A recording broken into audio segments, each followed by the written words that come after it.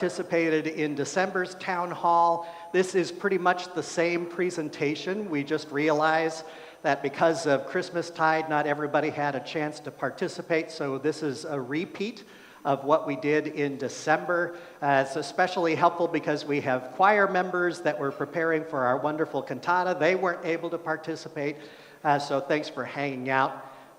Let me just tell you what we're going to be up to. Uh-oh.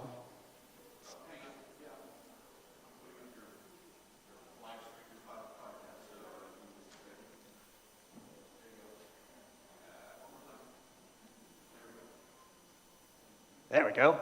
So this is based on material that was sent out in the fall, late fall, and we're continuing to process this. You will have an opportunity to ask questions, but I don't want this to go on for 3 hours, so if you've got a question, you're going to raise your hand quickly and we're going to get that question answered. You might not like the answer, or I may have to tell you I don't know, but we will move swiftly so that each section of the proposal gets a little bit of time for Q&A. Then towards the end of our time together, you're going to have a chance to indicate for our congregation's leadership on council how you would prioritize the various projects that are part of the proposal. And finally, I want to say before beginning, we felt like we needed to have some sort of imagery to help you imagine what these changes might look like. But I want you to know, no decisions have been made about finishes or colors. So if you want to spend the next 45 minutes telling me, Ryan, hard floors won't work there, you're at the wrong meeting, because we have not decided that yet. This is just to help you get a sense of possibilities, okay? All right, a little bit of background and our motivation. So if you remember, shortly after I first arrived, we received a bequest from the Bauman family for a little over $200,000. And there was a lot of excitement about putting that $200,000 to work on our campus almost immediately. But because I am a scaredy cat and overly cautious and have been part of congregations that misinvested their money in ways that actually hurt the ministry down the road, I asked us to hold off until we could have a process where we could go through with an architect, where we could have conversation in the congregation about how this campus will function for the next 20 years. That led to some discernment and discovery. You remember last January, about a year ago, we met with architect Steve, who listened to all of our input about how the facilities are functioning and came up with a new master campus plan for us, which included a large addition on this side of the campus. As we rolled out that master campus plan, we began to have lots of conversations about that master campus plan's implications for how our ministry would function now and in the future. And we learned all sorts of really great things. One of the biggest things we learned is that this congregation has basically no desire to bite off any new debt that is not secured by pledges. I'll say a little bit more about that later. That was very helpful because the expansion of the facilities down this way could have easily run $5 million for the whole package. So to hear, we're not interested in taking out a $5 million loan and trying to service it out of our general funds, that was important for us. We also learned all sorts of things about other challenges. We learned that we had some dreams about replacing the sign out front with a digital sign, and we were told by the city that those digital signs are not allowed in residential neighborhoods except for schools.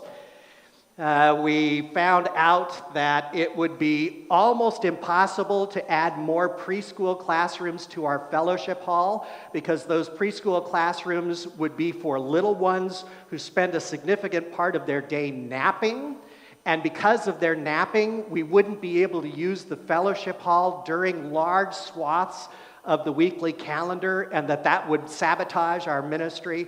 We heard a lot from you about the importance of a kitchen. That was high on our list of priorities to preserve.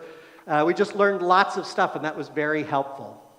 And that brings us to this proposal from your council. We are suggesting a fairly limited first phase for Rejuvenation. We are proposing that we only do as much rejuvenation as we can raise money for. So that would have an impact on what we would try to pull off. We will be meeting in a congregational meeting at the end of this month to authorize or not that project in part or in full. Okay? The proposal itself focuses on three major areas. First are cosmetic improvements that will brighten and beautify our existing spaces and grounds. So we're talking lots about flooring and paint and lighting and bathrooms and landscaping. Another thing we found out, to move the bathrooms or to build new bathrooms is like over $300,000. I said, this was my joke that I used at the last town hall. I said, as much as I hate having my office outside the bathrooms, the main bathrooms of the church facility, for $300,000, I'll put my office in the bathrooms because that is just crazy expensive. So bathrooms, updating, landscaping, make it look like we care about this place and the property. Technological improvements that will make our spaces safer and function better, like a new security system and various AV improvements, and then making our existing program spaces more flexible so that we can accommodate more and different kinds of ministries and activities. One of the things we realized is we just do not have an extremely strong sense of how the future congregation that lives in this facility is going to use it 20 years from now. We don't have clarity about that yet. So we're trying to think about how do we update this facility in a way that it will be a blessing to the congregation now and 20 years from now, rather than them being stuck with an albatross in 20 years that doesn't work for what they have in mind. So these projects I'm going to present to you are in order of most expensive down. So they are not presented in terms of priorities, just what's the costliest and down from there. So the most expensive project, somewhere in the neighborhood of $500,000, would be to enclose our patio and create a larger narthex fellowship space for year-round fellowship, coffee, and other activities. So you can see in the project description, on your sheets, does it have that little thing where it lists? Okay, then I can skip over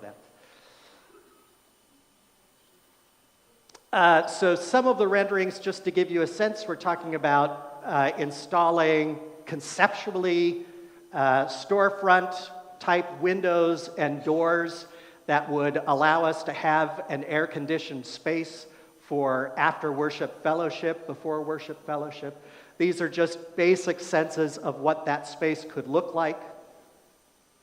One of the needs that we have discovered is that it would be extremely helpful if we had one more space, just one more decent-sized space right off the sanctuary that we could use for programming. So right now, the kids go into the old youth room for godly play, but the middle schoolers have to go all the way next door for their programming. It would be so great if we had one more space right off sanctuary that would lend itself to a variety of activities.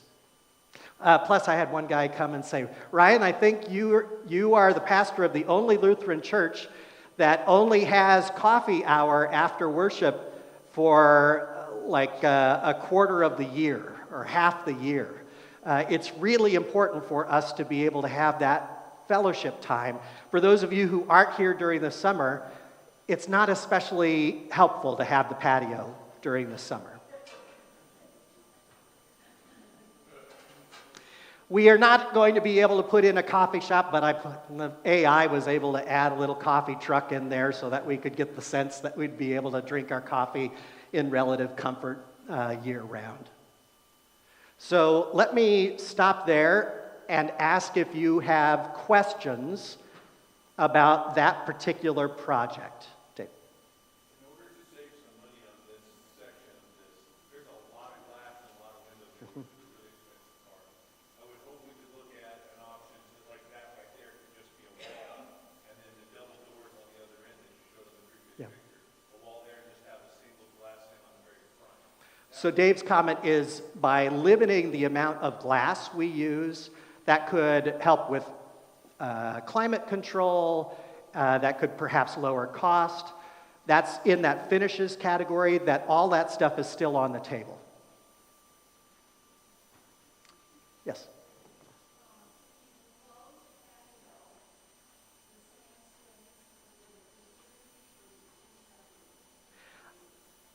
So you see where the current exterior wall and doors are? That whole thing would come out. It would be removed, and it would create one large space from these doors into the sanctuary out to some point along the periphery. We don't know the exact boundary, and that would create one large space that, for example, could be used by youth group during worship. There was one over here. Harold.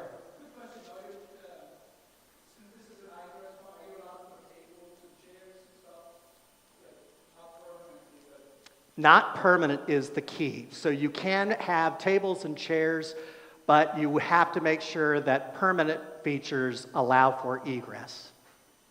Yep. You could do rice and beans in there, for example, yeah. Yes, Leslie.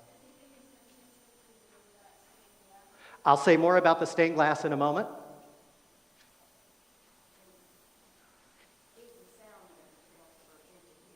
Is the sound going to transfer from there into here or there into here? Almost undoubtedly, because it won't be perfectly soundproof, just like the youth room is not perfectly soundproof.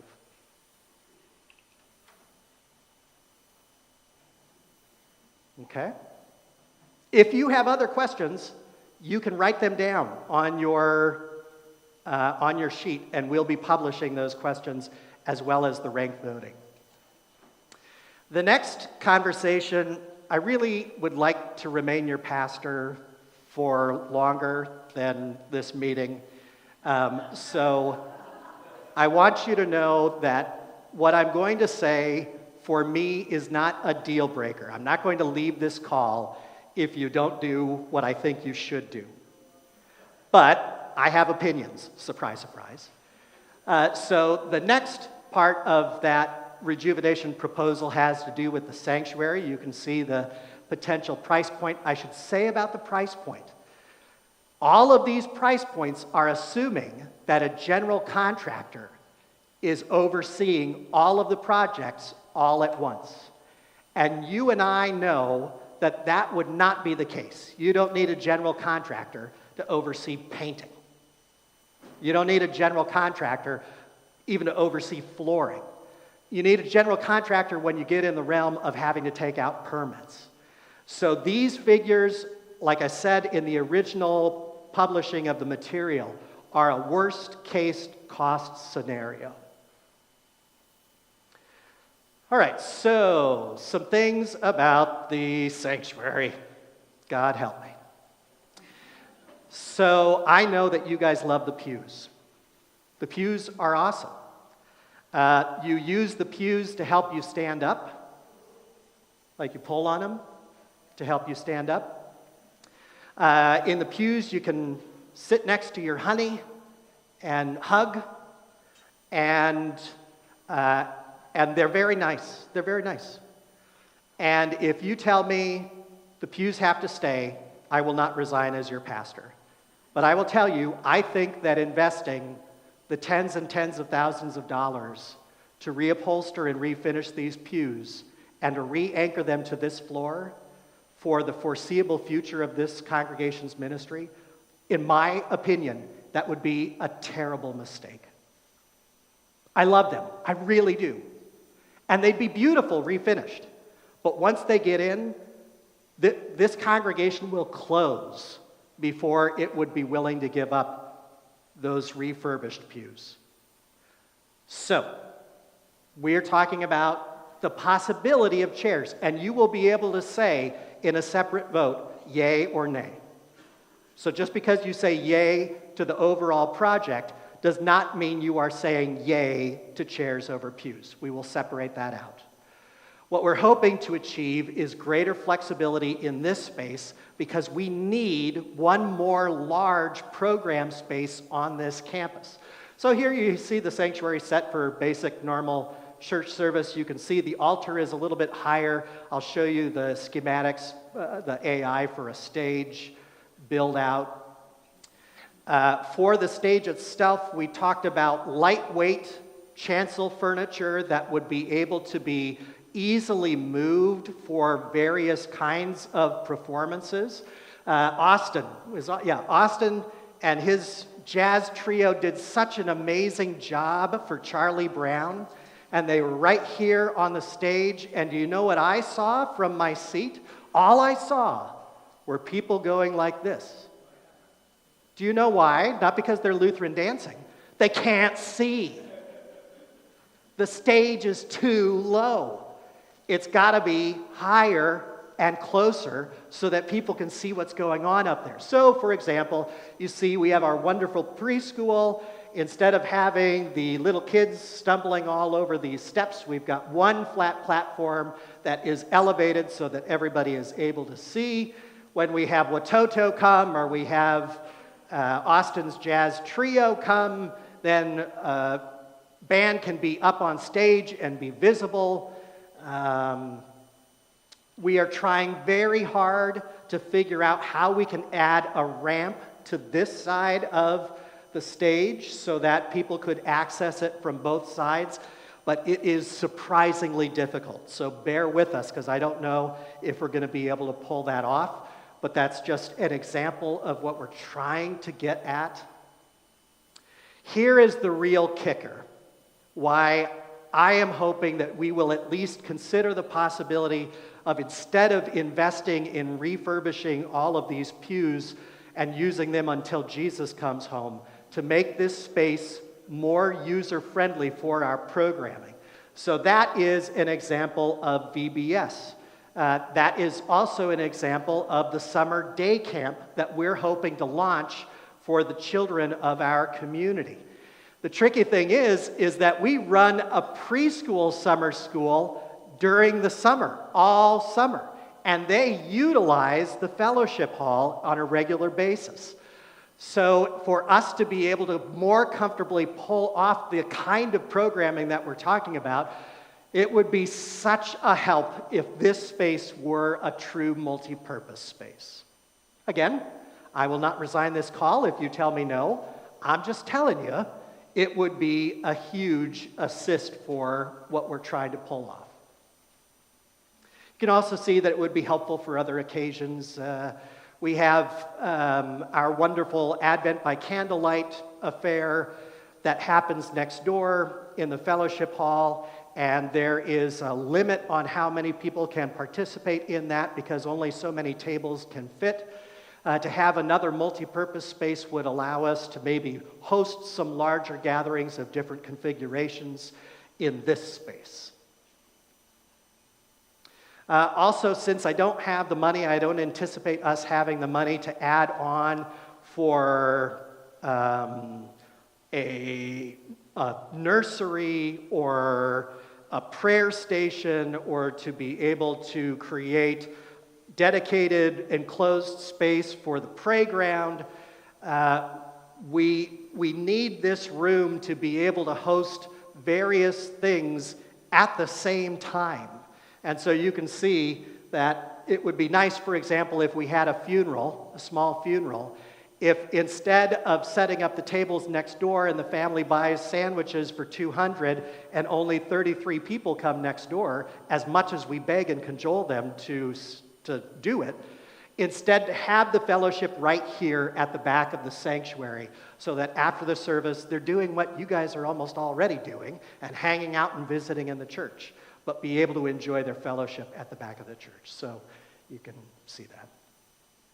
There's that stained glass window. That's not meant to be new stained glass. What I am hoping is that we can take the creation window and put it on that blank wall right there. Do you see that dark, empty wall? Jay, would you be my Vanna White? Yeah, Jay and Bob. Thank you. Very good. So one of the things we have consistently heard about this space is that it is the darkest sanctuary in all of Christendom. And that there is a deep desire to see more ambient light brought into this space so that it is not so cave-like. And to bring that window into that space, obviously they don't have to be fancy thermal windows or anything like that, would help to add a bunch of ambient light, backlight to our space.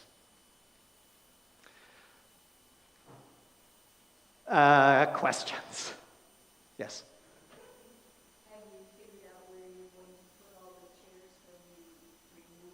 Have we figured out what we do with the chairs when they're not in use? So the chairs that we would get would be stackable, and they would go against the wall. Most of the time, the sanctuary would be set with all of the chairs. That would be the default function. And then on times when there is need for the space, then the chairs would go against the wall. And do you see this weird, I don't think I have a, yes. See this weird thing here, this like accordion thing? They have these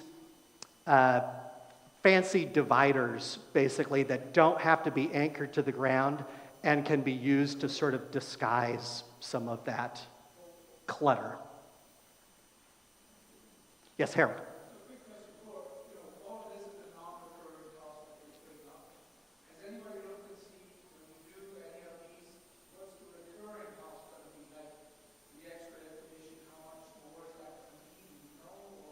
We do not know. Oh, I'm sorry. Yes, thank you. Harold is asking, have we calculated what the recurring cost would be, say, for example, of air conditioning the new narthex? We don't have those figures. That would have a part to play in how it turns out, but we do not have those figures. At this stage, we basically have architectural renderings, and not much more than that. Mm-hmm. Yep. Leslie. Acoustics. Mm-hmm. So acoustics are easier if all of this carpet were to become carpet squares. And maybe the staging is hard floor. We wouldn't anticipate a huge acoustic variation from what we have now. If the floors were to be hard floors, then you would have to anticipate that there would have to be acoustical panels that would go up. Do you think we need acoustical panels now? You think maybe? Let's do a quick straw poll. How many people feel like the sanctuary acoustics are too lively right now? Too lively, too echoey. How many feel like they are just right-ish? How many feel like it's too dead? It's not echoey enough. Yeah, it's tricky. It's tricky. So acoustics would be a part of the conversation, Mary. So it really depends on if your mics are working, where the mics are. Mm-hmm. When we do theater, it's, we have to try to fix our mics, but then our mics are less pick up the children. Yeah. Especially little ones. But and the speakers, and they work. So in that, are they going to like hardwire mic areas? So Mary's asking, because of the different ways the stage would be used, would we be hardwiring mic ports? And I would imagine that would be part of the conversation. I don't know.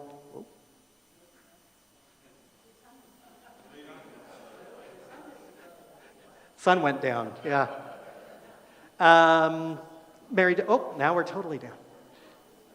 Does that answer your question? That is still something to be figured out, how many and where? Yes? The ramp on this side would remain, and it'd be nice, so the conversation is how do we incorporate one on this side so that folks who are on this side of the, because I watch you, I see you, when you go from, I don't know why it happens that it's almost always somebody who's sitting here is a lector, and they get up and they walk all the way around the back and they come up the ramp. My goodness sakes, the ramp is nice to have, but if your legs are already giving you problems, it is not fun to have to do the whole circuit. So this would be about trying to find a way to add a second ramp. Yes? Yeah?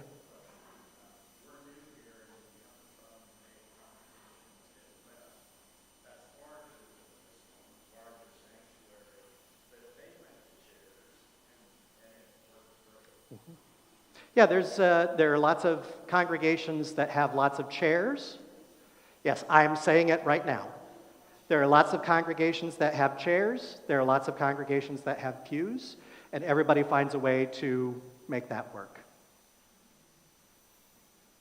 So the chairs provide obviously greater flexibility for options for the space, and we probably be doing more things for the space, but just a rough estimate, just to give us a ballpark. How many times during the year do you think you flex out the chairs, and like how many times do you utilize that new flexibility?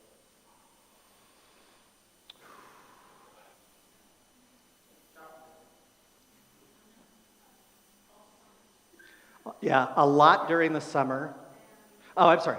So the question is, how many times would we be shuffling the chairs? Like, how often would that be happening?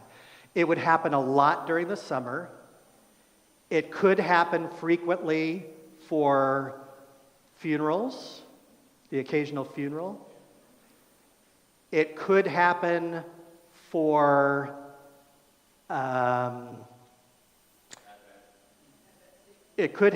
smaller services that the shape of the chairs would change based on the service.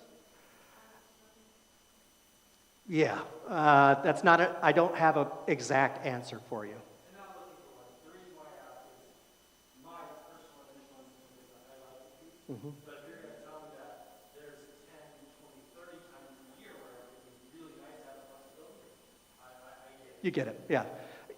Yeah, I think lots of us love the pews, and it will be just a work of discernment to figure out how we hold various concerns in tension as we try to figure out pews versus chairs. But I don't want to get stuck on pews versus chairs, okay? Well, I think also you just don't know when opportunities arise once you have the ability for the flexibility to occur. So there could be, shared ministry opportunities that we're unaware of at this time, or you just don't know. Pastor Julie is mentioning that one of it is just we don't know what's coming down the road, and it gives us the flexibility that I can guarantee you, if we plop down $100,000 to refurbish these pews, you will run me out with pitchforks and torches if I say we have to take them out, even if that's the right thing to do for the sake of the mission. Just a second. Brandy?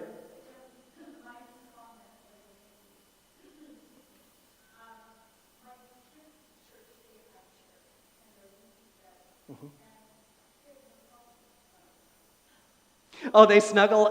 Brandy's saying, they do have chairs at my kids' church, and they're still able to snuggle. Thank you. That's good.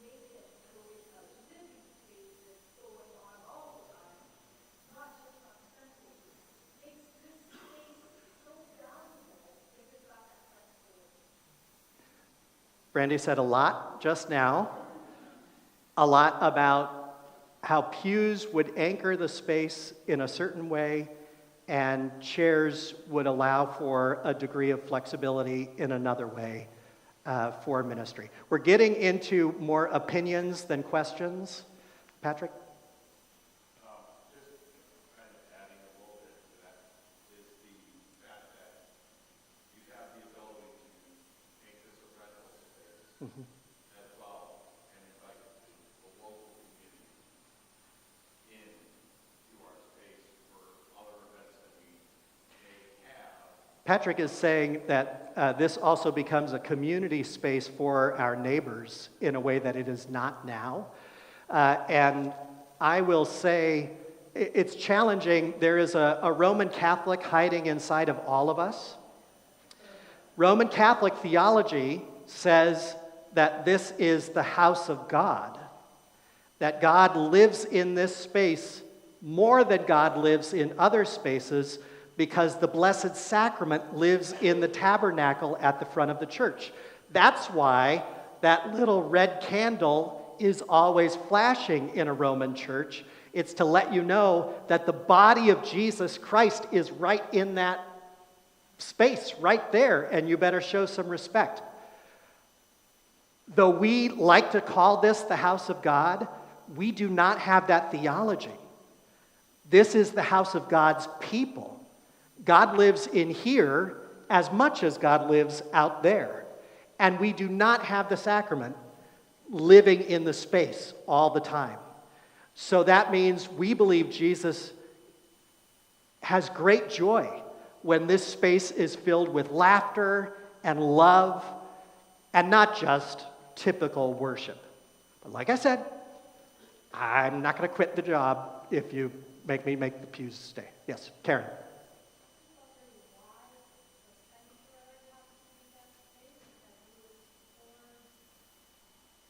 Karen's asking, why would the sanctuary need to function that way if we have the fellowship hall? The fellowship hall is the hardest working space on this campus. This space does almost nothing all week. And this proposal is wondering if it could do more for the kingdom of God during the week.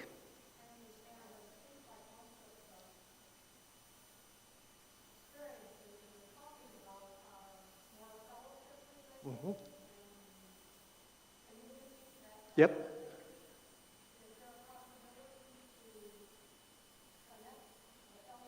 I see.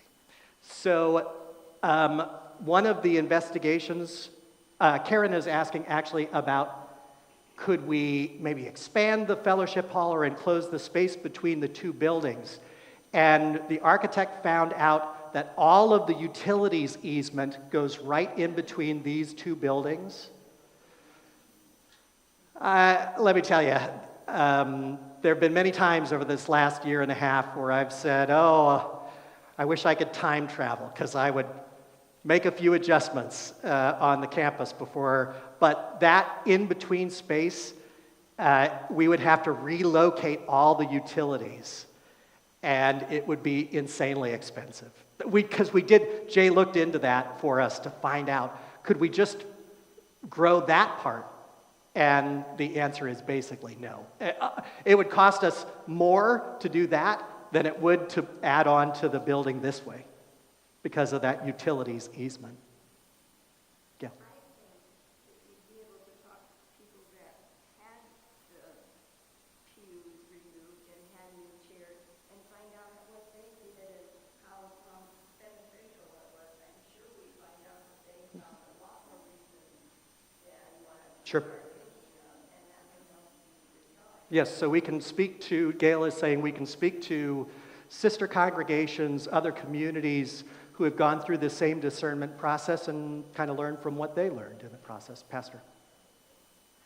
I would really appreciate as we walk into this church and we had a expanded entry where people could gather and protect from the sun and the heat, and the light would come through and open up this dungeon. Dungeon for Jesus. And I have heard where they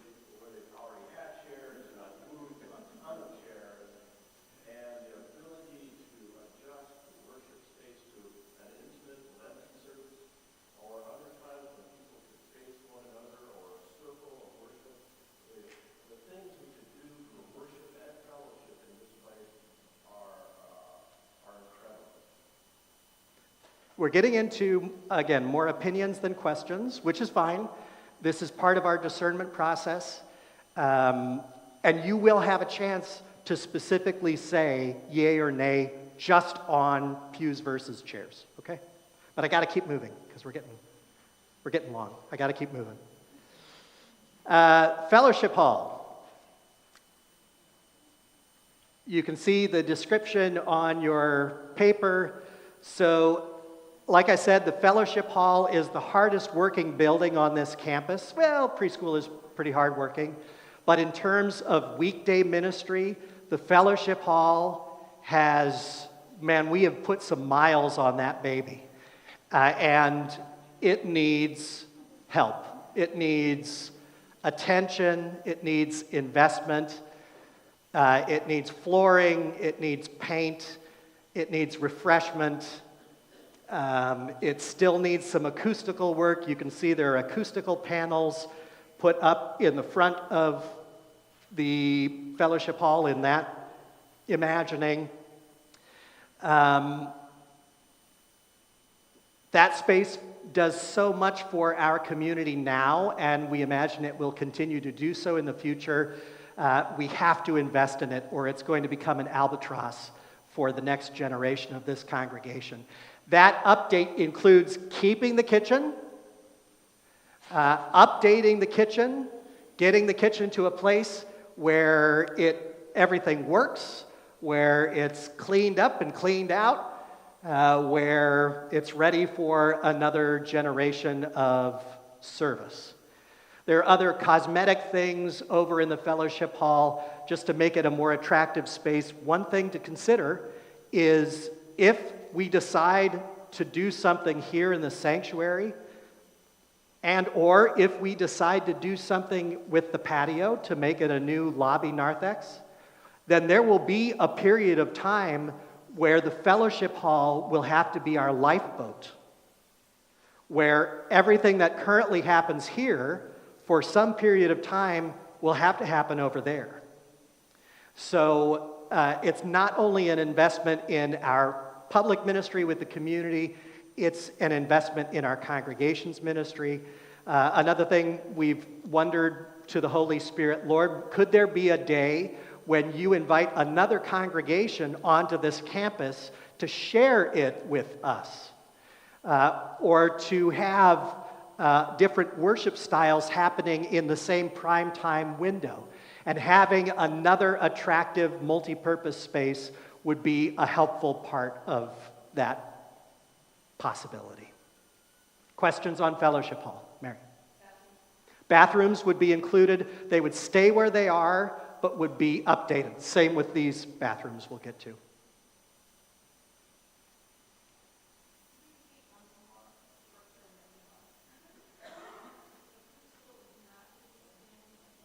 Right, this phase of the rejuvenation does not envision adding any more preschool classrooms, in large part because in our discernment, Mrs. Ratliff was really clear with us, our preschool director, that it would be really hard for us to run congregation-based activities in the hall if the little kiddies are trying to sleep on the education side. So that felt like just enough of a tricky situation that we said, for now, we're not doing anything that it couldn't be modified later, but for now, we would not be expanding classrooms for the preschool.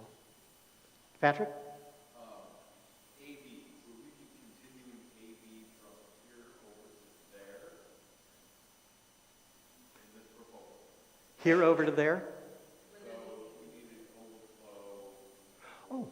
Say Christmas, or we're doing something in here and they want to be able The AV, Patrick's asking about AV possibilities for the fellowship hall being able to function as an overflow space or as a alternative worship space. Some congregations, what they do is they run the service, the main service, and then they run another service over there at the same time, and they beam the pastor in to that other service.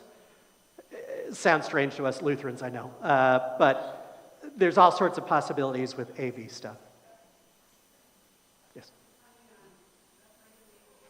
Yeah, AV over there desperately needs an upgrade. You can see this envisions abandoning the projector system and moving to something more user-friendly, because I've almost single-handedly wanted to jump up and tear down the projector in the fellowship hall. It has given me so much grief over these last almost 5 years. Amen. Yes. Mary. What's that? Storage. So this envisions that the education side, what we used to think of as the education side, would still serve primarily as storage. Brandy had asked, what about storage? Our campus needs storage. And it does. It really does. It's just, I can't imagine that we're going to be in a position to approve like $400,000 to build closets. And so we're looking at that continuing to function as storage. Yes. Yeah. Okay, write down any other questions you may have. Exteriors and grounds, you guys know this. We just can't have a property that looks like nobody lives there. We have, all of our buildings got built with our back to the street. So there's just a great wall of peace as you come down 89th Avenue, and it all blends in, and you can't see anything going on. It's all hidden from the public. And because we don't see it very often, the great moat, I've never had a church that has a moat. The moat outside the church is ugly and unkempt, and it just doesn't look like anybody lives here and cares about this facility. And that's not true about us. This is a lively little congregation, and we do care about our facility. And it's time for us to invest in putting our best foot forward. So lots about paint, lots of conversations about how we add additional signage to the buildings to try to gussy things up, adding some softness with landscaping. Yes, we do know. And cheap Lutherans, we just have to accept it. We're going to spend more on watering. We're going to actually have to have a service that takes care of the landscaping on the property. Just is what it is. Otherwise, we can just leave it like it is and not put our best foot forward. But we're going to put our best foot forward. So we know that that's going to be more cost. I don't know if you've noticed, but we've already started using this wall. Maybe it's this one. I don't remember. Outside as a new marquee.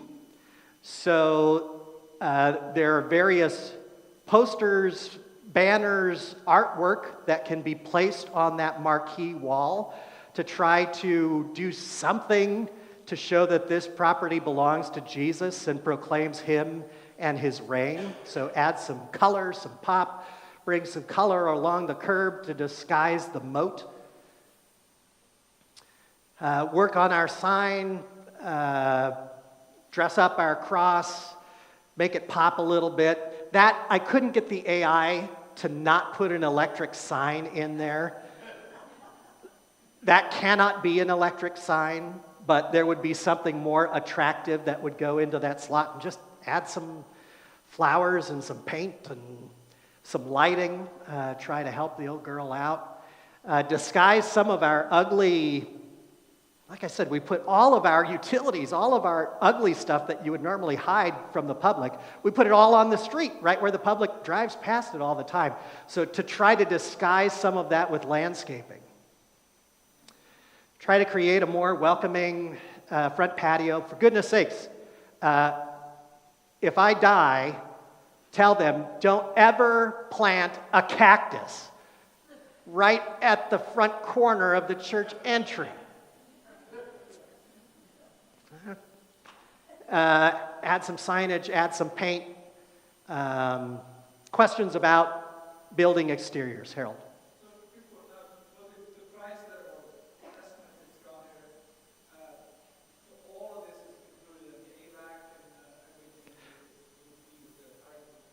In the exterior grounds and paint, that doesn't have any of the, like that doesn't have HVAC for the narthex. Right. That number is included in the $500,000 for the new narthex. Other questions? Okay. These ones are a little more straightforward. I don't have great AI pictures for this one. To invest, say, around about $150,000 in the bathrooms and office suite, the vast majority of that goes to bathrooms and cleaning up our bathrooms, installing new fixtures, even if everything stays in the same place so we don't have to get permits to bring those poor bathrooms at least into the 20th century and make them attractive spaces for us. Preschool, big stuff over at preschool is to replace the industrial lighting that we have over there now with something softer, more user-friendly for the kids and the teachers. But a big part of this is security concerns, so installing a new security system that works off of maglocks and fobs and codes, as well as an intercom for the whole preschool so that Mrs. Ratliff is able to communicate to everyone at once. Just some of those basic security features. A washer and dryer. They asked if we could put in a washer and dryer. So with all of those projects, that gets you to round about, spitball at 1.5 to 2. 1.5 to $2 million. That does not include the full possibilities of AV, and that does not include what we would spend on either pews or chairs.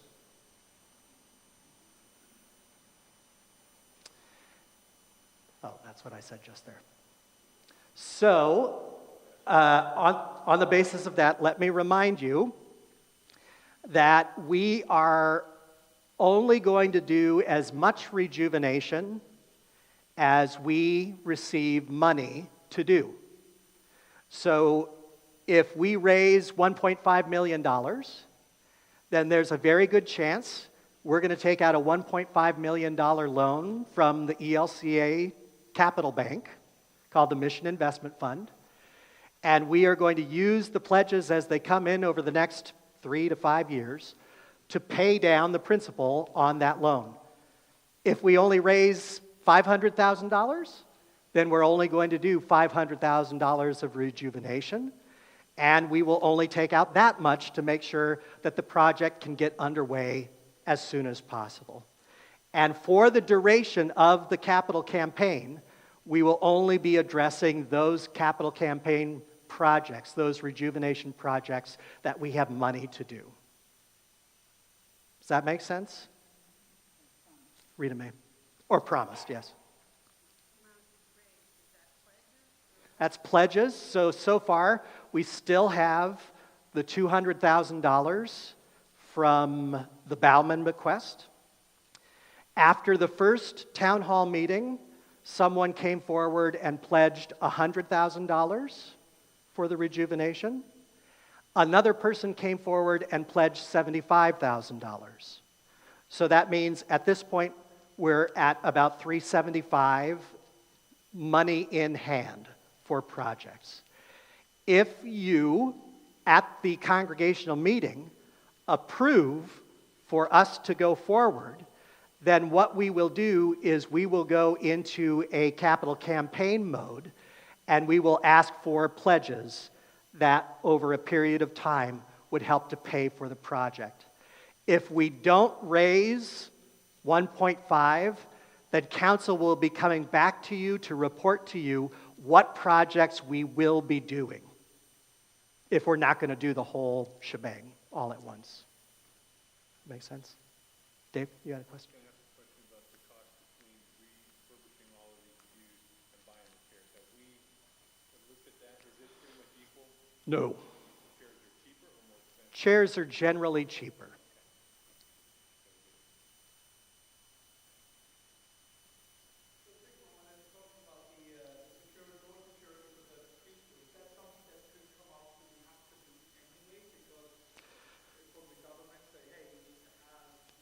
We do have security doors at the moment.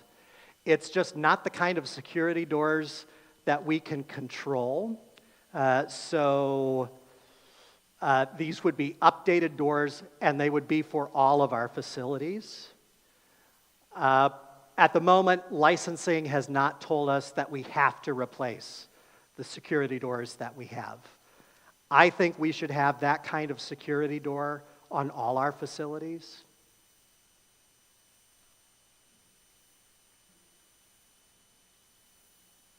Randy?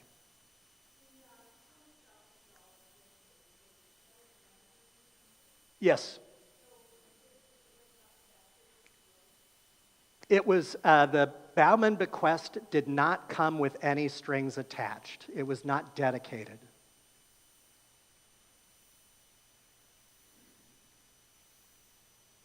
Patrick?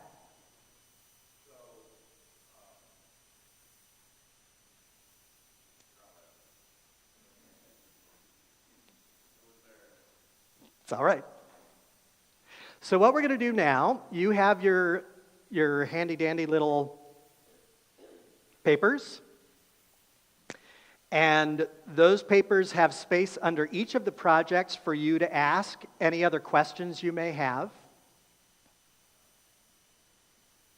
Jay and Angie in the office are compiling all of those questions, and we'll be getting those out to you with answers, those that we have. You'll see on the second page, thank you, sir, on the back of the page, there is an opportunity at the bottom for you to rank the projects where you are personally feeling the most energy around investing the congregation's resources for the good of the congregation's mission. So some people have been cute and put all ones, and some people have been cute and put all sixes or sevens, like don't do anything, just leave it alone. It would be most helpful to council if you actually numbered them 1 through 6, where your heart feels like, oh, that is something really important, and something that either isn't important or is, to you, obviously less important than the other projects. You don't have to put your name down. This is anonymous. And then what's going to happen when you turn these in as you leave, Jay is going to compile those, and we're going to publish that to you, and council is going to have access to that for their discernment as well. Okay? It needs to be turned in today. Yep. Patrick.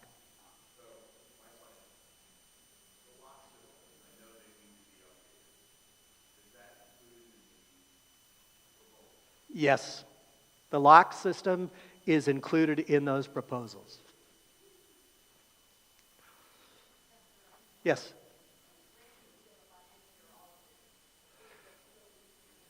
Yes, how does Randy feel about it? I hate to presume to speak for Randy, but we all are aware, keenly aware, that this place is still functioning.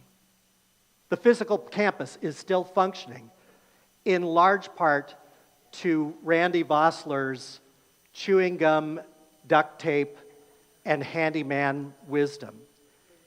And he has told us, I am not going to do this work till I die.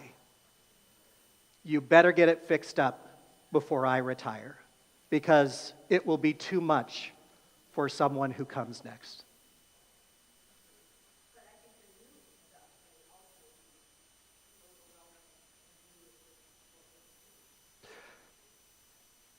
Possibly. We've been trying to tell Randy, you're at the stage in your ministry, sir, where you shouldn't be doing all of the projects. You should be overseeing many of the projects, which is sometimes difficult to convince Randy that it's okay for him to be the manager and not the one actually doing it. Harold.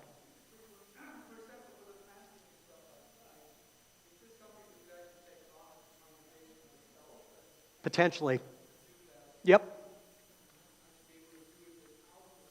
Yep. There are lots of ways that we may be able to save lots of money. What we do have to make sure, though, is that whatever gets done is of the best quality so that it is ready to serve for at least another 2 decades.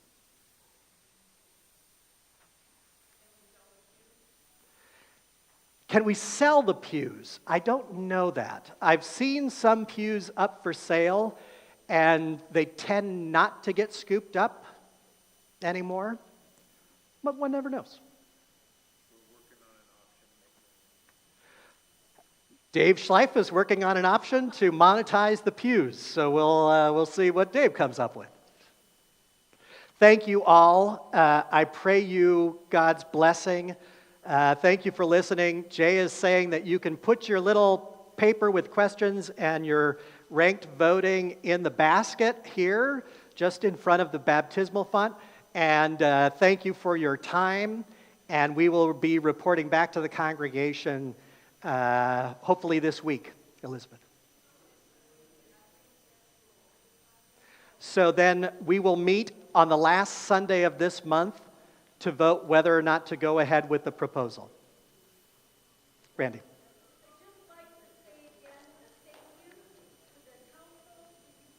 Sure.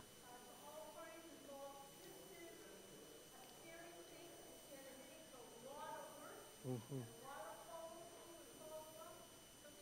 Yes, and I think I would say, Brandy said, thank you. I will say to you, if I thought peace was not worth it, then I would just serve my time here and let the next person deal with whatever. I think peace is worth it. I think peace is worth investing in. I think that we have a responsibility to get her ready for another 20 years at least. Thank you, everybody. Yeah. I took most of a whole pew when they threw them all away, and then Randy gave me all of the solid.